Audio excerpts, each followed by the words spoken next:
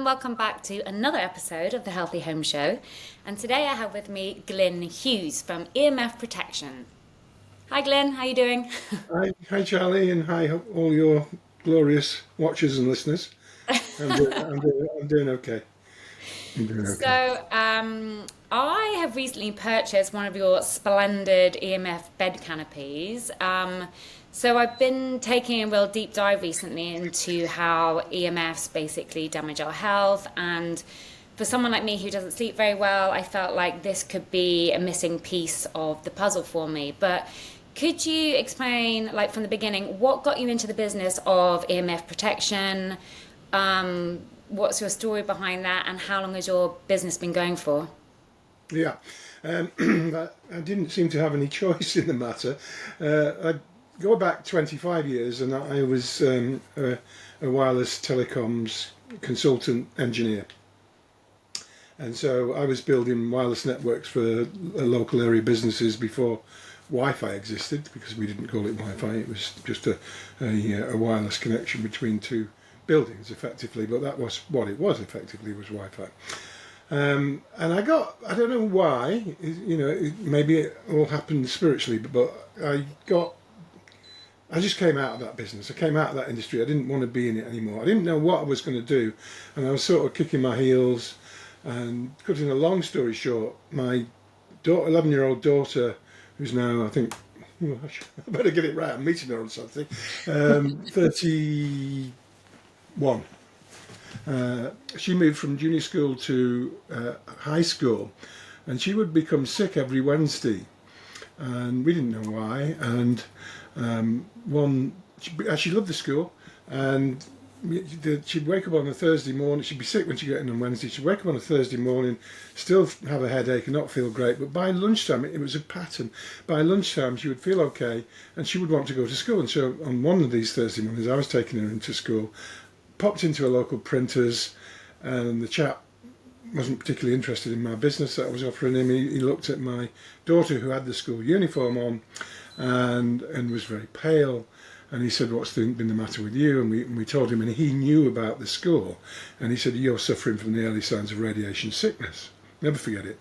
And I went, "Is it okay if I take her to school and then come back and I want to talk to you? You tell me a little bit more about why you've come to these conclusions." And he was part of a group called, in the day, Southport Residents Against Mass. This was in 2004. Wow. When there were lots of little splinter groups that were trying to stop foam masts being put near homes, which they should never have been. It should never have happened.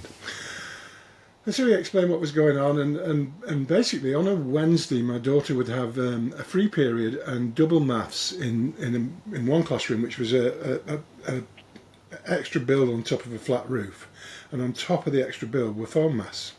And so she was as close as 8 feet away from these high-powered foam masts, and that was what was making her sick.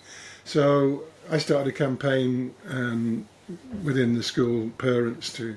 Initially, I went to see the headmaster, and he didn't know anything about it, and he was horrified. And he said, "Yeah, we'll get these taken down." And then he spoke to the local council, and they said, "Well, you'll need to pay £40,000 because we've already had the £40,000 from what was Orange then."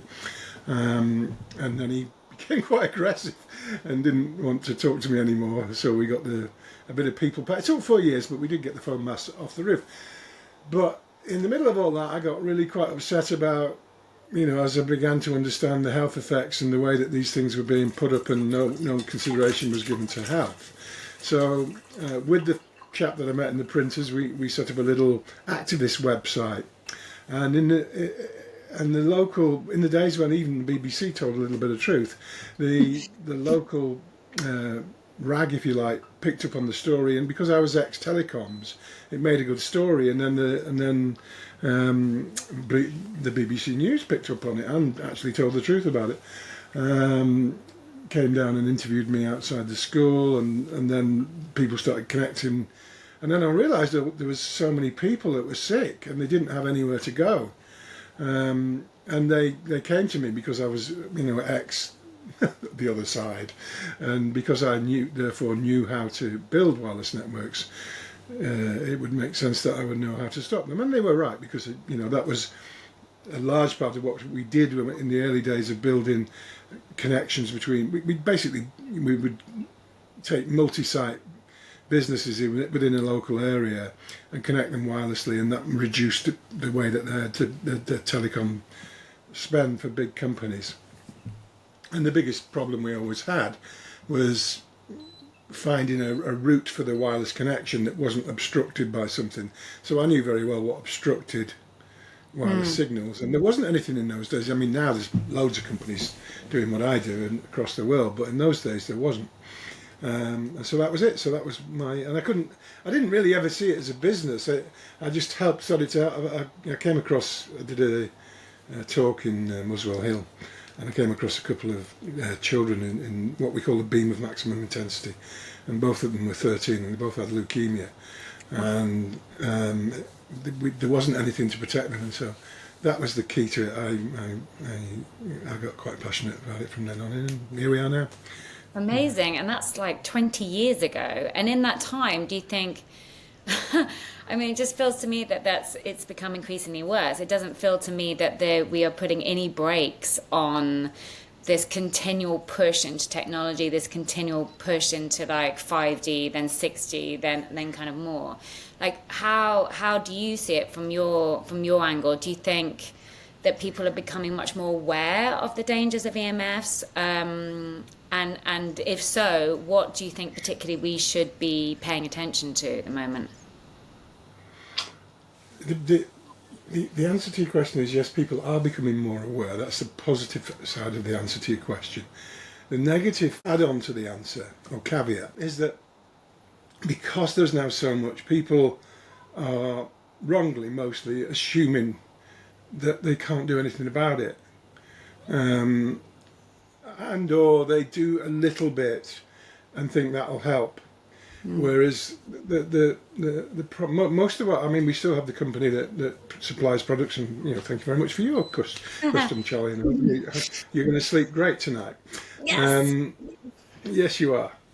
So there's still the product side of it, but what I'm doing more of now is stuff like this and teaching within the natural health sphere. So if you go back 20 years to when if I was called out to a property, I had very limited equipment because there wasn't very much around, but I could manage to measure what was going on, and almost all I ever found really was a cordless phone, which we just take out. I used to be quite dramatic with them. I'd rip them out. You're not having this anymore, and not always, but sometimes. A foam mast. With foam mast, it depends. It's not necessarily where you think the problem would be the most serious. Like, as in, it's not if you're next door to one. It's not as bad if you're 200 metres away from one. It's a long story. We won't go into it. But so my point is, it was varying. Some houses had a problem with foam masts. Some didn't. Most of them had cordless phones, and that's all there was to do. And so that was quite a quick job, and usually fairly easy to remedy and get people.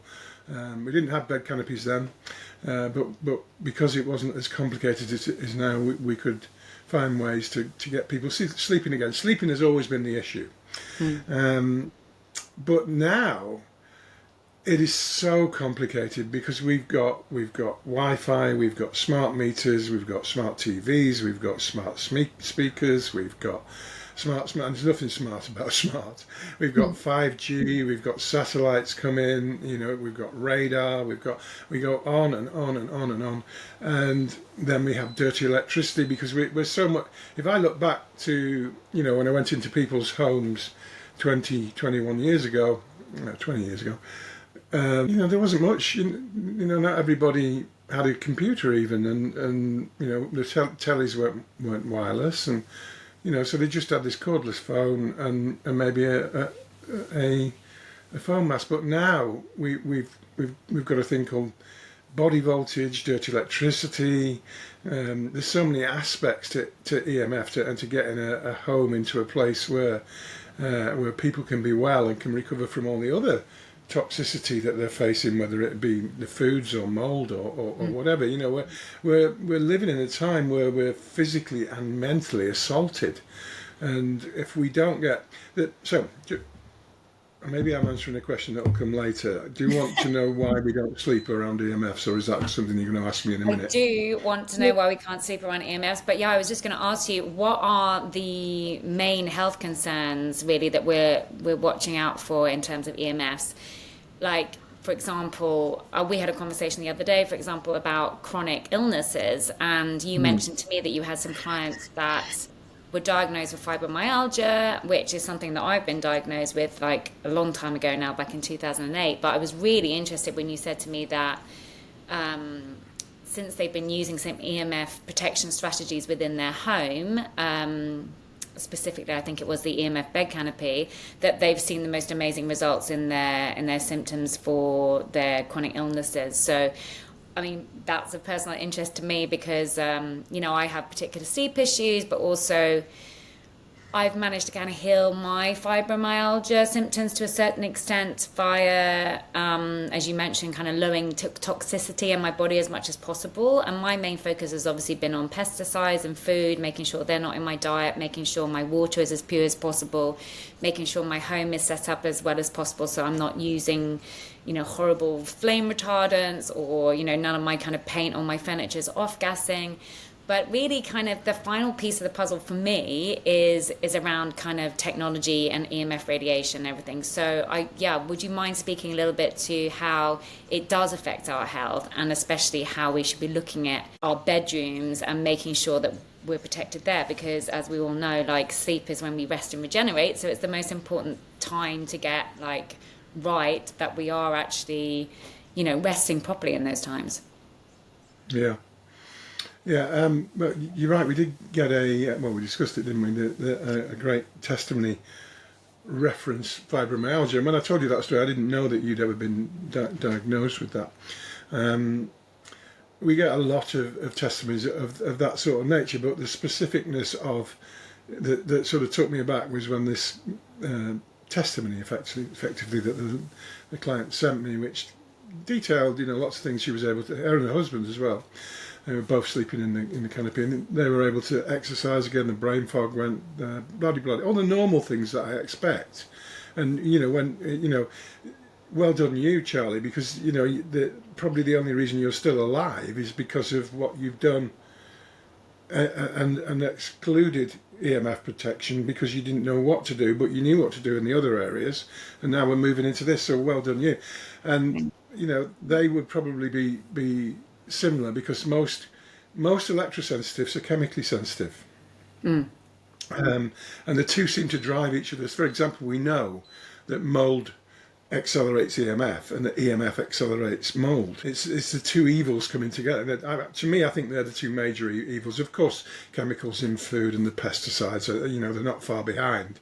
But those are the two things that when I'm looking at a property, I look at EMFs first because that's just me, that's my subject, if you like, and then it's mold, and then I try to do my best, like you have, with other stuff. But if you take EMF out of your life and you're doing already what you're doing, I think your progress to even greater health might be a bit slower because you've done so much already, but it will be more full in its end, if you like. Now, that's not really answering your question. Why does EMF do this, and what are we seeing? Well, we're seeing with our clients a reduction in autoimmune type disorders. So what tends to happen, and I say at the moment, one of my sort of moves in direction in terms of what I do is into teaching natural health practitioners, and you'll be surprised how little natural health practitioners know about EMF. And how often what they do know is wrong and is probably doing more harm than good. So, because of that, and that's not a criticism, it's just, we live in a crazy world, and where do you get time, and when do you get time to because it's taken me 20 years to get as knowledgeable as I am, and this is all I do, and I still learn every day. So how's a naturopath or a nutritionist that's dedicated to the patients? Most of them I meet are overrun. We're working on some projects that might help that, but they don't have time or money or resource to learn about it. So then they're much better than the allopathic route and the pharma-led GP route. Not that I'm criticising GPs. I know that they're in a system that's difficult, etc., etc. Sorry, I was just going to say it's interesting though, isn't it? Because we all do seem to have this obsession, like this drive towards technology. Because I agree with you. Because when I trained as a well certified consultant at the International Well Building Institute, they have like a load of concepts what they believe makes a kind of healthy home, office space, etc. But they never talk about EMF radiation, and that always really surprises me because I kind of think, well, that seems like the elephant in the room to me. And I always wonder, it's like I go to loads of meetings and when they're obsessed with like 15-minute cities and this drive towards completely like, using technology basically in everything and to surround us the entire time. And I don't understand why that's not really made more aware. I guess it's down to the money, as is everything. Yeah, and in the integrity-driven professionals who do really want to do a good job, but they don't know enough about EMF to talk about it. And in a way, the ones that recognise that and therefore don't talk about it are the better ones, because, as I say, we see a lot. I have to deal with a lot of clients who've been misled. Not from a negative. Yeah, exactly. But because well-intentioned people know the elephant in the room. They spend maybe a couple of days learning about it, picking on one particular expert who might not even be an expert themselves. So what we end up with is people being misdiagnosed. Yeah. But typically my clients will come to me and say, I've got ME or I've got CFS. Or I've got brain fog issues, but usually you can trace them all down to an autoimmune problem. Yeah. So we've got to then look and say, okay, why is there a commonality in people that are? But the other thing is you've got to realise that we're all subject to this. We've got I think about 16,500 clients. And they're no different than the other billions of people around the planet, other than they've somehow connected their sickness, usually their autoimmune disease, with EMF. I had a chap on, I think it was yesterday, and recommended by a natural health practitioner that I'm working with.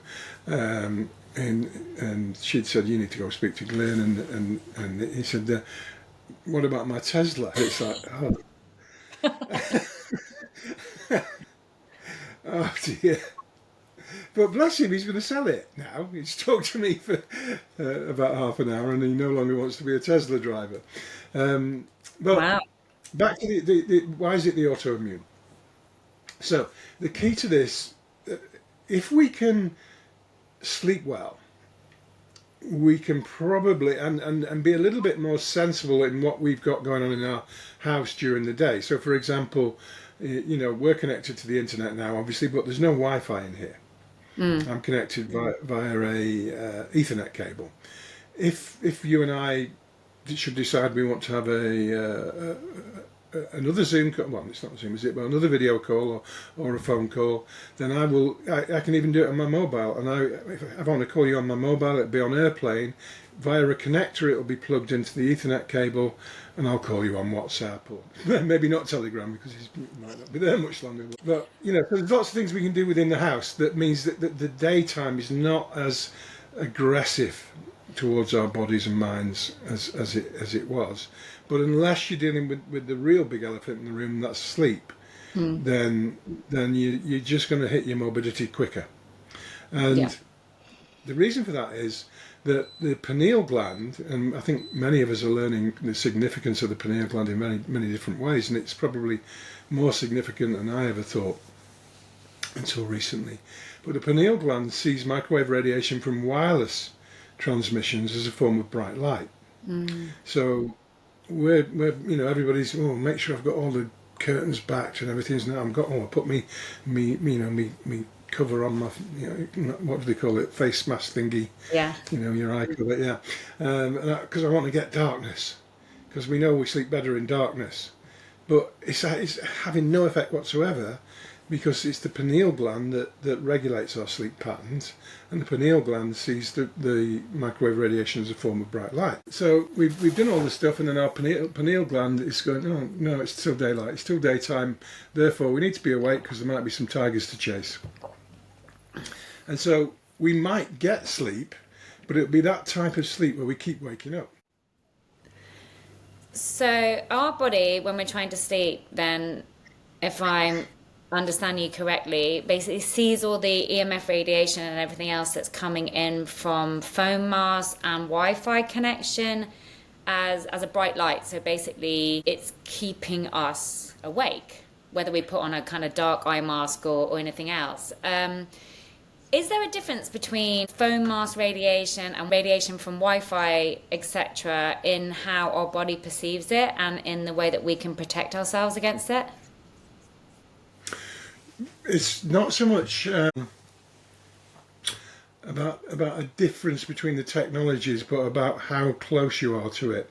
Mm-hmm. So, I meet people who, are sleeping, or rather not sleeping, next to a Wi-Fi router, and maybe there's not a phone mast in the area.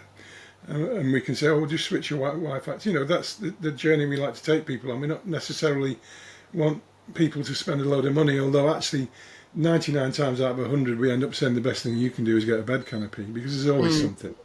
But if you've got a 5G tower, as most of us are going to have, it's not yet. People are all like, oh, 5G is terrible. But actually, we produced the first ever 5G millimeter wave monitor. And I have an agent in America who sells them for me, and he has 90 surveys. It's quite common in America to have an EMF survey before you buy or even rent a place. Same goes for Germany. In fact, it's almost de rigueur in Germany, I think. Wow. And they have yet, not one of them has found a millimeter wave. It's too complicated to go into in one quick interview, but there's a lot of different aspects to 5G, and millimeter wave is the one we're concerned about, which is the coming technology, which is the technology that my monitor was built to help with. And we haven't found any in America yet, but amongst 90 people doing the job regularly, because it's in the wider areas. We've got 4.5G, which people see on the phone as 5G, but it's not real 5G. The real 5G is the very high frequency, what we call millimeter wave, and that's coming. And if that's and they can put them anywhere.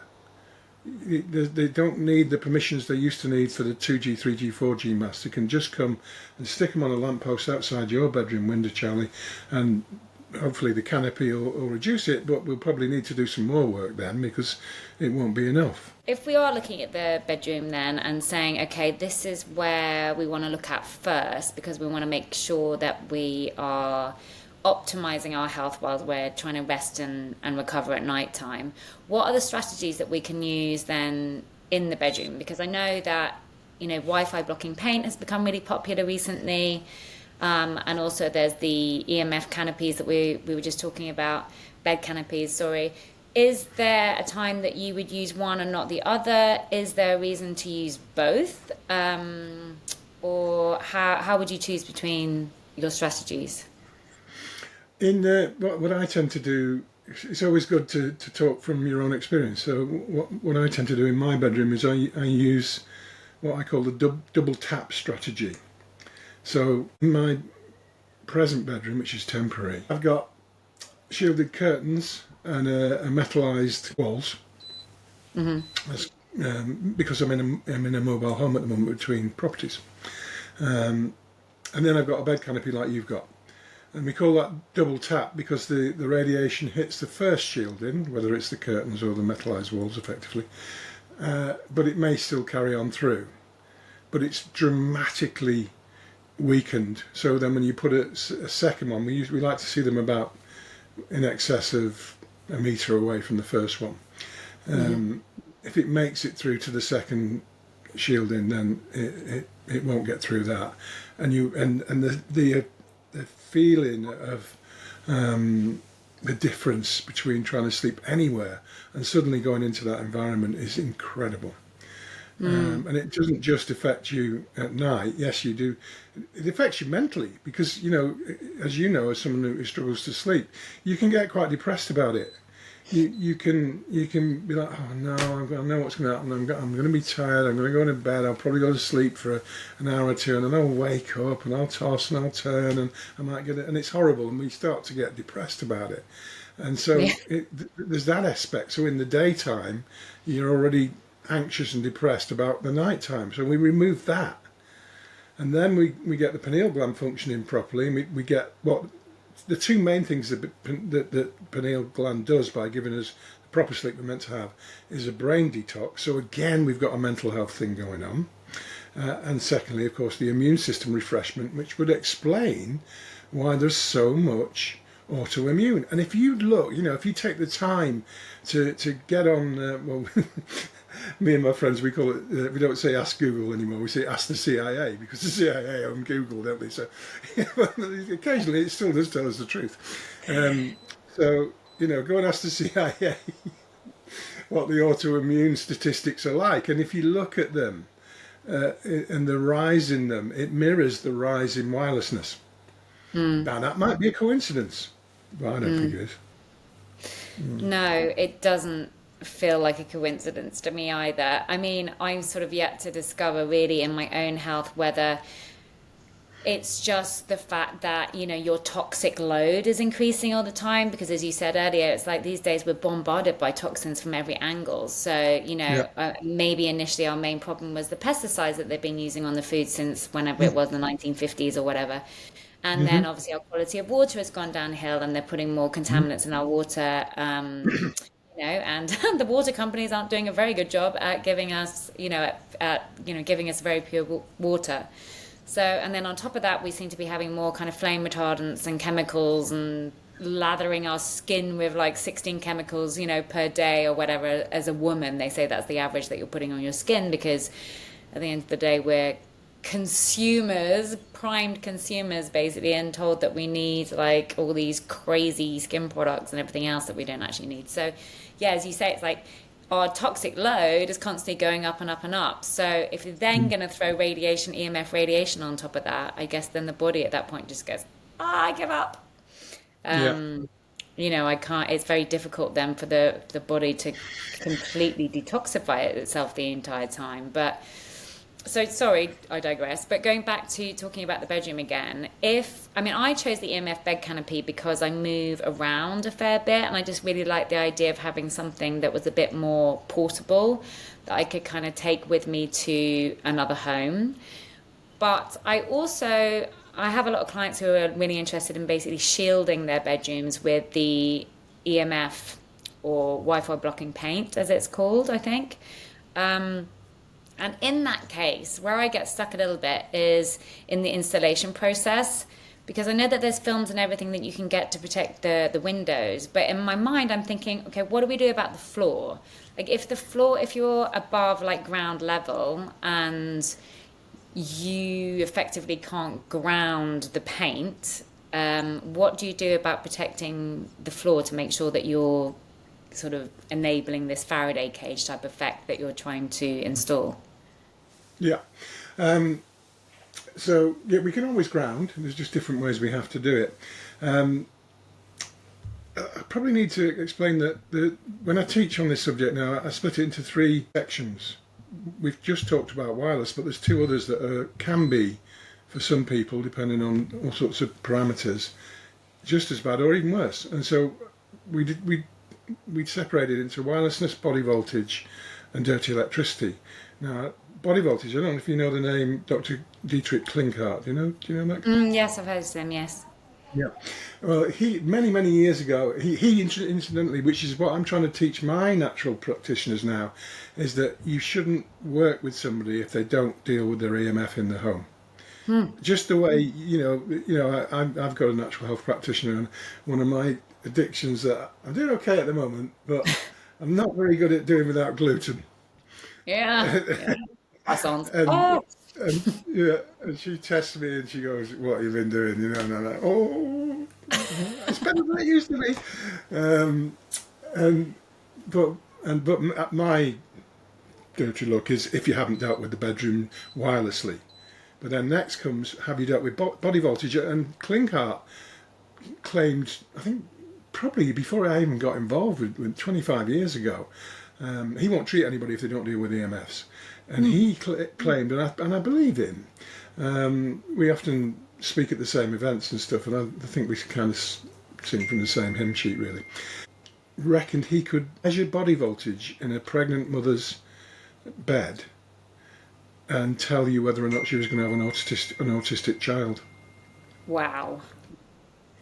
That's crazy. So body voltage comes from electrical wiring. Now we think it's inert because we can touch it and we don't go, oh, we haven't got a shock, but it's not. It's still producing electric and magnetic fields, and believe it or not, the bed exaggerates them. So if we take a typical first floor shielding or a canopy, what will happen is if we paint everywhere, then when it comes to the floor, we can either use a fabric and then put the carpet back down, or if you've got a wooden floor, we can paint it, and then you're not going to have this all sort of wooded veneer, but you can paint over it and be white or grey or blue or whatever you want. And so we earth the walls, and the ceiling's connected to the walls, and then we put a connection into the fabric or the paint that's on the floor of the bedroom. And if that's the first floor, you've then taken out the electric and magnetic fields from the lighting wire, and even though it's not switched on, it's still sending electric and magnetic fields through the floor of your bedroom, the ceiling of your living room or whatever, and that becomes body voltage that Klinghardt would say he could tell whether you're going to have an autistic child or not. Interestingly, I support that. So we get rid of that when we do, and in your case, when you get your canopy, because I assume you bought a mat as well, did you? I did indeed. Hopefully you did. I remember us having a conversation. And so the mat will go under your bed, and then the canopy will drape down to it, and one of them, either the mat or the canopy, will then be earthed, and you'll get within your package sitting there waiting for you will be an earthing system, which is really easy to do. And then we really recommend if you can, is switch all the power off at night. But not everybody wants to do that. I've done it for 15 years. I've never poisoned anybody yet. The fridge and freezer's fine. You might hear it beep every now and again. In this case, and so you've taken out the body voltage, but because if you're not going to switch all the power off, or you don't want to take an earthing lead outside, which I've done in the past, then you connect to the mains wiring, which is nowadays always carries dirty electricity. So what we do is if my son's done his job right, if he's not let me know, then you will have a couple of dirty electricity filters in there as well, which you plug in near to the earthing point that you've plugged, or the plug that you've plugged the earthing into. And so then you've dealt with the three things: dirty electricity, body voltage, and the big E, wireless radiation. And that's why you then should sleep completely differently. Even if I'm, because I've not slept with the pattern, well, when I'm away in hotels or on holiday and stuff I do, but normally if I'm at home I switch all the power off at night, and then if I go somewhere and I can't do that, I'm never quite as well refreshed in the morning. It's nowhere near as bad as wireless radiation, but it is part of the overall let's get well again scenario. Yeah, I have my Wi-Fi normally set on I just turn my Wi-Fi off at night anyway, but then I do have flats above me, so sometimes you just think, well, is there any point to this, because basically I've got Wi-Fi radiation coming in from everybody else's network. But yeah, I did move into a place for like 6 months when I was in Spain, and insisted to the landlady that I had basically the whole Wi-Fi system was set up on a kind of like automatic timer so that it switched off at midnight, and she thought I was completely balmy, but Yeah. but it did make me sleep better, so that was great. I don't know whether that was psychological or physical or anyway, but it did make me sleep better. I've also heard that don't buy a metal bed, because I've heard that conducts electricity through it. Is that correct? Yeah, and that's where you get all of the, two of the issues, the wireless and the body voltage, because the metal bed will pick up the electric and magnetic fields from the wiring beneath it and exaggerate it. And it will pick up the microwave radiation from the Wi-Fi or the phone mast and exaggerate it. And then if you add in the worst of worst, metal springs, which most of us still Yeah. have, then that's basically what you're doing. You're sleeping on a load of antennae. And so that's another Great. one of the things that, yeah, why not? Oh, yeah, that's another one of the things that either painting. So you can do either, whichever is floats your boat. You know, you can do the canopy or you can do the whole thing. It's a bit more complicated. It's probably not that much more expensive to do the painting and whatever you, if you do it yourself. If you get a professional, and I did it in the marital home that I no longer have. I think it's great to have both options, obviously, because I think for people renting their property or that move around a bit, obviously the kind of bed canopy or even the sleeping bags also that you sell are a really good option, I suppose, for when people are staying in hotels. I mean, I find hotels are the worst for they still have those phones that are kind of in those base stations that emit the most radiation possible, and they've still got these blinking like lights everywhere, and the TV's huge, and yeah, so kind of those style hotels aren't my favorite places. So it's nice to have an option that you're selling like the sleeping bag basically if people want to feel a bit more protected when they're away from home. Yeah. So we've spoken about some of the strategies. I just wanted to ask you about, are there any more holistic methods such as grounding or any specific dietary changes that we can make that will help mitigate against the effects of EMF exposure? Yeah, can I just, Charlie, before I move on to that, just because otherwise, if I don't speak this bit of information into your clients, they might be like, "Oh, I've got a metal bed and metal springs." You may have that as well, but when we put the canopy on and the mat underneath, then we shield the metal bed and the metal springs as well as you. So Right. that's the other thing that happens. You once you shield your metal bed and your springs, and still not ideal. And I would always say at some point, you know, you maybe should look at changing that, but they won't be those antennas that they were before because the radio frequency and the electromagnetic fields can't get to them to make them so. Yeah, it's true. Like, you know, a lot of people don't feel that they can do anything because of like economic issues, you know, and they're like, well, you know, if I can't afford the whole bed canopy or afford to basically do my entire room, then, you know, and if I can't sell Give my up. metal bed, then I might as well do nothing. So yeah, that's a really good Yeah. point. Thanks very much. Well, that's our biggest problem. I mean, you talk about, you know, doing things holistically, as you will. I know you're going to go. Yeah, I experience this all the time when I say this. The the biggest barrier to success is not having enough passion. I think that's true about everything in life, by the way. But in this, it is. And you know, I've worked with royal families. I work with the brother-in-law of the King of Bahrain. I work with the Queen in Malaysia. And I do some pro bono work with people who are so sick they can't earn anything. So we do a lot of charitable stuff. So we've got the whole range. But what I find is that there are people with no money whatsoever that are doing better than the royal families that I've worked with, because the royal families are just like, oh, come out, you know, business class flights, we'll pay for everything. And really, they just wanted me to go and, well, to be fair to the guy in Bahrain, the king of the brother-in-law of the king of Bahrain, when I went to one of his palaces and I measured it, and it was a palace he was just having built. And there was a phone mast right next to it, and I, you know, I went, told him all about it, and he just went, I'm not going to try and do the Arabic accent, but he just went something along the lines of, I will have it removed. So he did have enough passion in that case, but that's the first part of it, if you like, of the holistic answer, is get passionate about it. And get some good advice. Don't try. You know, we have a video channel with, I think it's 112 videos or something like that. They're all only about 3 minutes long, most of them. And if people search within the channel, there's an answer to most things. So have enough passion to learn about it is the first holistic part. And then having done that, you know, people will, because the problem is because we're used to, well, not so much anymore, but we used to have a relatively okay health service that was free. So people are used to, well, yeah, was it ever okay? But people are used to being able to go somewhere and get some kind of advice that's probably wrong, free.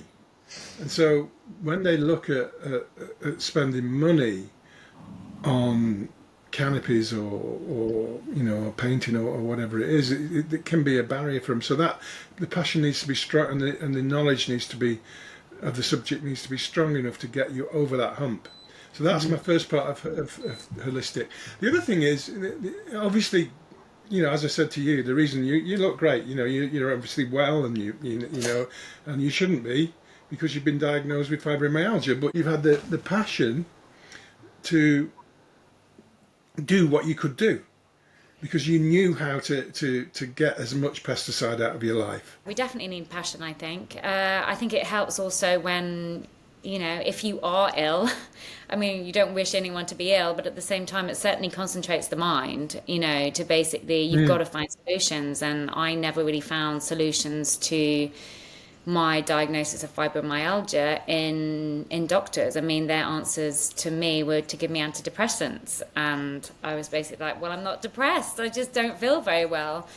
And yeah, maybe I will be depressed when I am depressed now, now that you won't help me, basically. So yeah, I agree with you. I think we definitely need a bit of passion to take, holistic health more seriously. And I also think that it does help sometimes when there's a bit of a trigger in your life that you just think, right, okay, everything else is blown out the water. When you don't have your health, you don't have anything, basically. So, there's nothing like being ill to concentrate, the body and mind in your whole life on one thing. And that's like making yourself well. And yeah, that's what drives me a lot in my business, is that I just don't want anyone to have to go through what I did. And that's when you realize that there's absolutely no answers and no support in the allopathic system half the time. And the paradigm or their answer to everything is to want to push you onto antidepressants, drugs.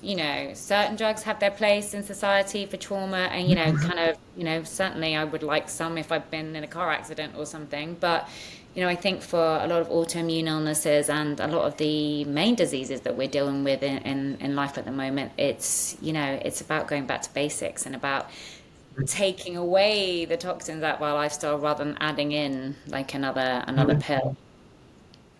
Yeah, absolutely right, and that's why you're as well as you are, because you've and you and yourself really are evidence that by dealing with the pesticides, the chemicals, the retardants, that all the stuff we've talked about, mold, of course, you can live in an EMF world, but at the same time, let's talk again in a week when you've been in that canopy for a week. I'm excited. Good. I firmly believe that you'll be like, wow, because the sleep thing is very much boiling frog. Yeah. And it becomes normal, and we don't think about it apart from when we allow ourselves to get depressed by it. It's interesting, most of my, I don't know if most, but a significant percentage of my clients will have been diagnosed and offered antidepressants at some point to deal with EMF exposure. Wow, that's crazy, isn't it? Yeah. And what about grounding? Like, are you a grounding person? Like, as in, do you like getting out there? And I mean, I'm lucky enough to live on the beach here, basically. So I try and get out there every morning and kind of take my shoes off and make sure that, I'm on the beach or in the sea or walking on the grass or something, at least in the morning. Yeah, brilliant. Yeah, absolutely key, and something we should all do every day at some point, because as much as this is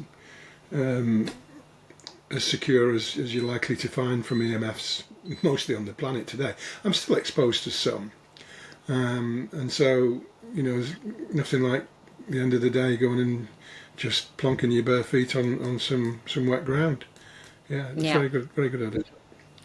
And so, yeah, before I let you go, because I know you're very busy, I just want to ask you a question on that note, actually, because, yeah, so when we're out of our home, well, actually, no, firstly, I'm going to ask you, so now that everyone's working from home a lot more, we kind of touched briefly on that we should really wire in our technology as much as possible so that using Ethernet cables, etc. Could you speak a little bit more around that, how we can set up our workplace at home for more productivity and health? Yeah. So the first thing is to stop believing. I remember a friend coming round to a house I used to live in, and it was sort of a meeting really, and there was a lot of people there, and she took me aside at one minute, and she said, it wasn't on this subject of EMFs. She said, I can't get any internet. I said, Yay. yeah. I said, you mean Wi-Fi? And she said, yeah, Wi-Fi. I said, I don't have Wi-Fi. And she said, but you're always on the internet. So people have got to the place where they think the Wi-Fi and the internet are the same thing, so we can't switch the Wi-Fi off. So back to the passion and the knowledge. First of all, recognise that internet isn't Wi-Fi and Wi-Fi isn't internet. So then we decide what do we want to do. Ideally, the best thing to do is to talk to your tech guy. You know, most people these days have somebody that knows a bit about what they're doing, and tell them what you want to do, which is you want to throw your BT router out, because they're virtually impossible to turn the Wi-Fi off. You can turn it off at a certain level, but it turns itself back on again. And if you talk to BT, you might as well talk to the wall. You know? So the best thing to do is just take the BT router and chuck it out. And buy a professional router, which usually going to be about 150 quid, something like that, and then just wire everything. So you then need Ethernet cables to the places where you require internet. If you've got a wireless TV, they're very difficult to. I don't have a TV anymore because I can't find one that isn't going to microwave me. And anyway, the crap that's on it, the stuff that's on it isn't worth watching, and so I don't bother. But you know, you've got to minimise. You know, you need a monitor. So we have some really inexpensive monitors now on the website. I think you can buy the cheapest one that's in is about 60 quid, something like that. But 60 quid, well spent. And when people say to me, would ring up and I say, "Have you got a monitor?" and they say no, I say, "Why not?" I don't know how anybody could live in this world without, because you know, you're talking about going outside. Well, if you've got a monitor, when you go into a restaurant or when you get on a train, or trains are lethal actually, they're just microwave ovens, but so there's not much point in them on there. But you know, you carry that around with you, and when you're doing your walk, if you're walking on the beach and you come to a point that's saturated by mobile phone masts, walk somewhere else. Yeah. You know, we need to measure our environment now. But yeah, so measure all your stuff, get your wireless, your BT router or your Sky router, whatever it, chuck it out, talk to a professional, get a new one, get wires running to the places where you need it, and then just switch the Wi-Fi off. If you need Wi-Fi, you know, you've got iPads or you've got whatever you've got, then again, look on our website. We've got things called Ethernet connectors, I think they're called. But you'll see them. They're quite visible on. They're only about 25 quid or something. Let's see if I've got one nearby. I do have one. Here's one. Look at that. Fancy that. So that is it. So as you can see, that's got a lightning adapter, which I've got for my iPhone. So my iPhone is kicking about here somewhere. So that goes into that. And then this other end, you can see by the connection, connects into an Ethernet cable. And then this will be put onto airplane mode. And as I said earlier, if I want to give you a call, I'll just go onto WhatsApp. It'll be on airplane. I'll press call Charlie. Charlie's at the other end. He's also got one of these. And we can both have a talk for hours about nonsense. Yay. And not and not be murdering each other. You know? Yeah, and then so if you're out and about, would you recommend? So I've got a little pouch, and I must admit I'm really terrible at remembering to use it. But like a little Faraday cage pouch for my phone to put it in, basically when I'm carrying it around in my bag. What do you feel about those? Would you recommend them? It's one of the first products I ever designed. We have a Oh, product called Blocksock, and there is no ideal way of carrying a mobile phone live. And if you put it into a Faraday cage so it shuts down the signal, then you might as well have just switched it onto airplane or off anyway, because you're not then available. So to be available, the Blocksock has shielding on one side, which so you have that side against your body, and you can take a call and pop it back in the one-sided, like a kangaroo pouch, and still get a signal, but it's not as much going through to the brain. But just be, like I said earlier about the WhatsApp call we were going to have, and we're not going to murder each other. So unless you've got that level of protection, keep your calls short. okay. And as much as Blocksock, yeah, they're probably the best thing I think on the market, in many ways, because they actually deal with an element called the magnetic portion of the electric field is what it's called. But we've seen clients or ex-clients usually with brain tumours the same shape as the phone, Oh my God. and that's caused by the magnetic element of the electric field, which comes from the workings of the phone and the battery, believe it or not. So That's crazy. that's a very difficult thing to shield, and we use a very specific material in our product, the Blocksock. Most of them, I think we're the only ones that do. So most of the products that you get out are not shielding that anyway, so you don't be holding it to your head, or in fact just don't use it. Yeah. We have a thing called a tote bag, which we made originally for the World Council for Health, and so that's just a zip up little bag, and you throw your phone or your tablet and everything in there, and it's much reduced radiation, but it still get a signal. Great. But just again back to the holistic nature, just think about it, and again get a monitor. What I find when I still occasionally, I've been doing a bit more of it recently, locally only really, but I still occasionally go out and do surveys, and it's always a shock to people unless they've already had a monitor, which most of them haven't, and I don't understand why. When I get them to make a phone call and I hold the monitor.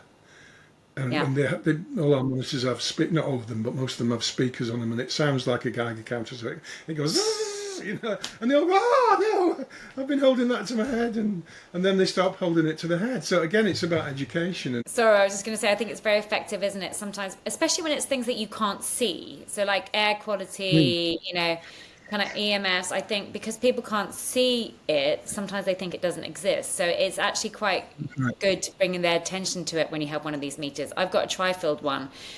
Is it tri-field? I think it's called. yeah, And basically, I get to live out my Star Trek fantasies because I feel like I'm going around the place and it's like kind of some kind of tricorder, basically.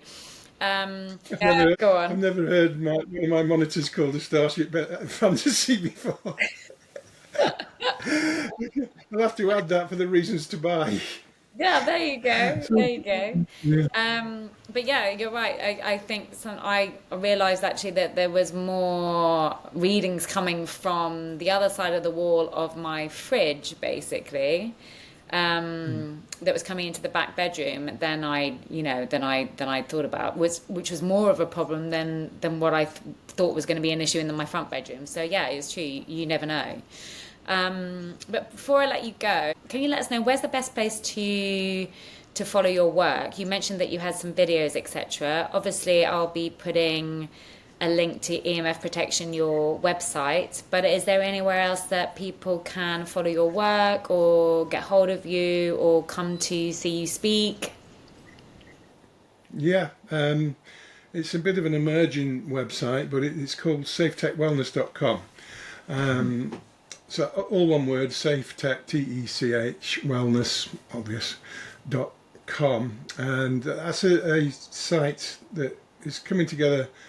It's my site alongside equally with a Canadian friend of mine called Lisa Swarbrick, who does a lot of the stuff that I don't do, and I do a lot of the stuff that she doesn't do. And between us, I think we've got she's very knowledgeable legal. She worked I don't know if you know this, but the big name at the moment is Bobby Kennedy Jr. He seems to be our great white hope, doesn't he? Oh my God, if And only. Yeah. yeah, well, she worked with RFK just before COVID. They were trying to get 5G banned, and they did win a landmark lawsuit case, and she was part of the team. And we also have, not on board completely yet, but I think she will be at some point, a lady called Eileen O'Connor, who is the head of the Radiation Research Trust. Wow. And again, she was one of my inspirations to get involved in it in the early days. She's been on it longer than I have, and but more from a. She's still an activist. We went together recently. That's a. I don't know if you heard the story. It's another one of those stories that got squashed. There was an outbreak of some weird disease in a special needs, or in other words, autistic school in Anfield in Liverpool, and two of the kids died, and we went, or I was asked to go with my equipment to measure. There was a foam mast outside, and the foam mast measurements, and as you know, I've been doing this 20 years all over the globe. It was 5 times higher than anything else I'd ever read.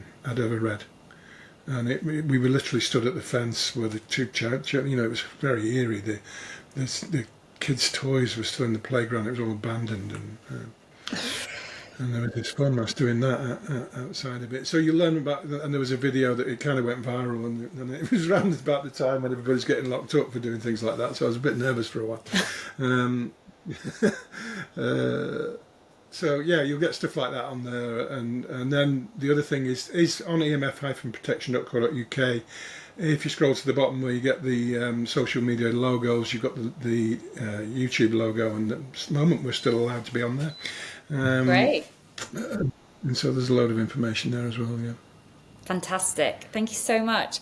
I will put links to all that basically in the show notes and make sure that everyone gets access to your videos and all the other great work that you're doing. Thank you so much. It's been such a pleasure speaking with you today. Thank you for taking the time, and also thanks for taking the time to talk through my EMF bed canopy purchase with me, because I think your poor son, I was going back and forth with like so many questions trying to get it right, but I can't wait. I can't wait to go to sleep tonight because it just arrived.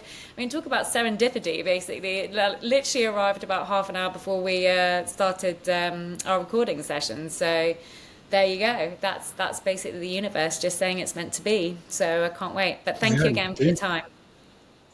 Charlie, one thing. Be aware that you may have a detox reaction.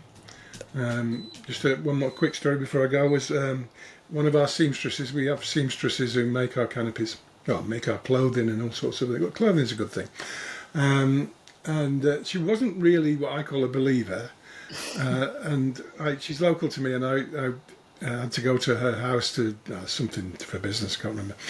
And she's got a smart meter, and it's houses all around. There's about 15 Wi-Fi signals and a phone master. And I'm like, let me out! I'm out of here! How are you sleeping? And she's another one who's very good holistically in her diet and exercise. She's only young and exercises well and blah blah blah. And so she's surviving like that, but she was starting to go downhill. I could see it. The brain cognitive was not right, and it was all. And so I kept pestering her. And I said, look, just make one. You can have it. Just make one and try it. Because she makes them, the canopies. And so she did eventually. And the first night she had a really strange experience. Thought she was dying and all sort of sweating. And she had to make the decision. And she said, I was just about to get up and take it down. And I decided to push through. And her reaction was only one day long. She went in it the next night. And wild horses won't get her out of it now. Yeah, wow. But be aware if you do have it. We have some extremely electrosensitive people where we've had to design a program for them and say, right, you just go in, and today you're just going to go in and read a book for 10 minutes, and then tomorrow you can go in and read a book for half an hour, and then the next day you can have an hour, and eventually 2 or 3 weeks later you're sleeping in it. But yours, listening and looking at you, and I don't think I can look at somebody and tell how electrosensitive they are. Yeah, I get. Well, So I'll let you know. I'll let you know how it goes. I'll kind of keep a bit of a journal, and so yeah. But good. Thank you for the heads up on that. Actually, before you go, I was thinking to myself, "Ooh, I've got a new marketing idea for you." I was like, "We should do dog beds." yeah, yeah. I mean, we love our dogs, don't we? Especially in this country, and we don't know. They can't come up to us and say, "Oh, I'm really depressed because I keep waking up in the night." Yeah, poor things. We Yeah, kind of think we do all these things for humans, and yet, like, we kind of like expect animals to just put up with the kind of crazy like toxins that humans are causing in the world. But yeah. yeah, Anyway, yeah. that's a conversation for another time. But yeah, hopefully I'll get to speak Indeed. to you again soon. And Yeah. yeah, thanks again. I've really enjoyed like following your work before getting the opportunity to speak to you in depth about it. So it's been fascinating to speak to you about it more today. Thank you. No, it's been my pleasure, Charlie. I've enjoyed it.